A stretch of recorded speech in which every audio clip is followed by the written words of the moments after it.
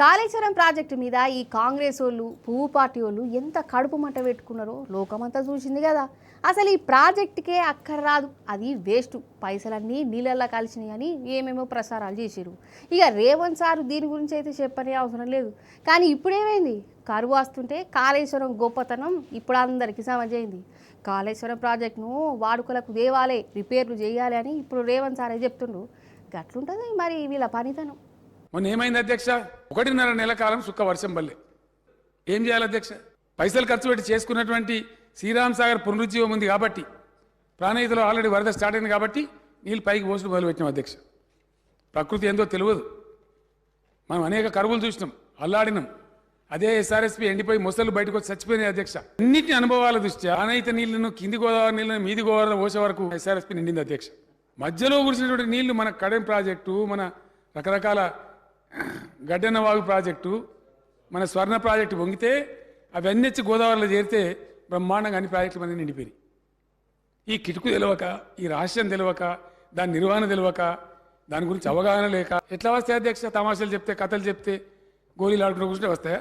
ఒక ప్రబల ప్రయత్నం జరగకపోతే వస్తుందా? దాని ప్రయత్నమే కాళేశ్వరం. అల్టిమేట్గా దక్షిణ తెలంగాణను కాపాడేది కూడా రేపటి రోజులలో కాళేశ్వరమే. అద్భుతమైన వరప్రదాయిని. మన కేసీఆర్ సారు 1కి 10 మాట చెప్పిండు, కరువులనే కాళేశ్వరం విలువ ఏందో తెలుస్తుందని. కానీ సార్ అట్లా చెప్తుంటే ఈ చేయి పాటోళ్ళు, పువ్వు పాటోళ్ళు ముక్కిరిచిరు. కాళేశ్వరం అక్కడికే లేదన్నారు. మేడిగడ్డను రిపేర్ చేయకుండా 2 ఏళ్ళు పొద్దెలు తీసిరు. ఇప్పుడేమైంది, మన తెలంగాణకు కాళేశ్వరమే దిక్కని స్వయాన సీఎం సారే ఒప్పుకున్నంత పానైంది. కాళేశ్వరం ప్రాజెక్టుల మేడిగడ్డ అన్నారం సుందిల్లా బ్యారేజ్ పనుల మీద సారు మీటింగ్లు, రివ్యూలు పెడుతుండు కదా. ఇక ఈ మేడిగడ్డ రిపేర్ చేసుడే కావాలి, డిసెంబర్ వరకల్లా కాళేశ్వరం పనులని పూర్తి చేయాలి అని ఇప్పుడు చెప్పుకొస్తాండు. అసలే ఎండాకాలం ఓ దిప్పు కారువు ముంచుకొస్తాంది, రిజర్వాయర్ల నీళ్లు లేవు, పంటలు ఎండిపోతున్నాయి. ఇక ఇప్పుడు మన సర్కారోళ్ళు తెలివికొచ్చారు. కాళేశ్వరం గొప్పతనం ఇప్పుడు అర్థమైంది. లెక్కకైతే వాళ్ళకి ఎప్పుడో అర్థమైంది. కానీ కేసీఆర్ సార్కు మంచి పేరు పోతుందని అర్థమైనా కానట్టే ఇంతకాలం నటించారు. ఇట్లా నడిస్తే ఏమైంది, అసలుకే మోసమైంది.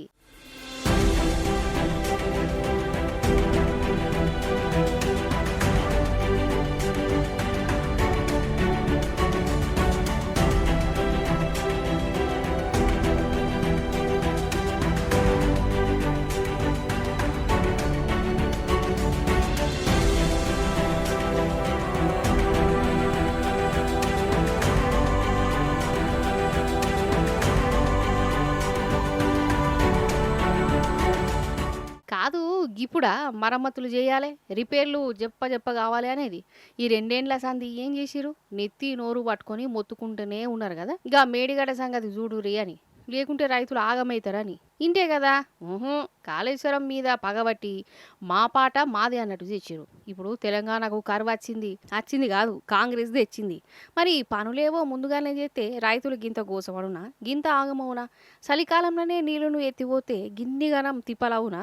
లచ్చల ఎకరాలు ఎండిపోవునా? ఇది ఎట్లున్నదంటే చేతులు కాడినాక ఆకులు పట్టుకునే తట్టున్నది. ఇక ఇప్పుడు సోయకొచ్చిరంటే ఏమనాలే వీరను, గిదా రైతుల మీద పాయరం అంటే? మరి ఇంతకాలం జరిగిన లాస్ట్కు జిమ్మెదారి ఎవరు? ఖాళీ కేసీఆర్ సార్ మీద కోపంతో మన తెలంగాణ పంటలను ఎండబెట్టే, మన వ్యవసాయాన్ని పండబెట్టే, గిదా పాలన అంటే?